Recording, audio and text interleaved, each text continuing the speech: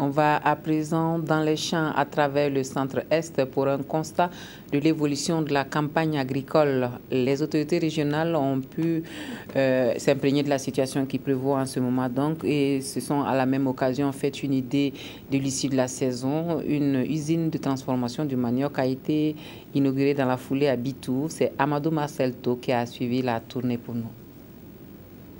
Ce bas-fond risicole de 35 hectares emblavé de Niasega dans le Koulpelogo, visité par les autorités de la région du centre-est, est en phase d'épiaison. Il est aménagé et mis en valeur par le PAPSA au profit du groupement Malakboudou. C'est un grand bassin versant dont on constate une destruction des diguettes avec les fortes eaux, surtout qu'il pleut abondamment. C'est la difficulté majeure qu'on observe.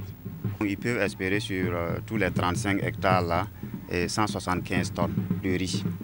À Nyangren, dans le Boulgou, le gouverneur et sa délégation se sont intéressés à l'exploitation de 30 hectares de sésame du Cheikh Mohamadi Maïga. Ici, il est attendu pour cette saison 18 tonnes de sésame avec une marge bénéficiaire d'environ 14 800 000 francs CFA.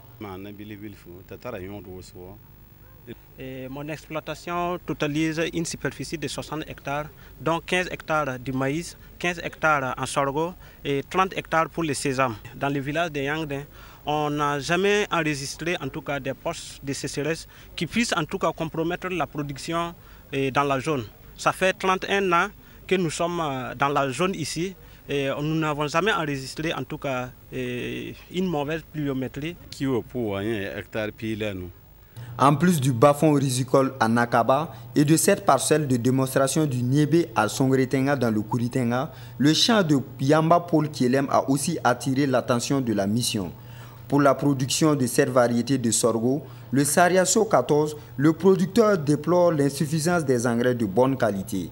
Ce suivi de la campagne agricole humide 2014-2015 pour apprécier l'état d'évolution de la campagne agricole dans notre région, mais également avoir les différentes réalisations qui ont été faites avec l'appui de différents partenaires et encourager ces partenaires-là et également d'encourager les producteurs et les techniciens qui s'évertuent effectivement à améliorer en tout cas la sécurité alimentaire dans la région. Au vu de tout ce qui s'est présenté à nous, nous avons espoir effectivement que cette campagne, nous pouvons l'estimer satisfaisante.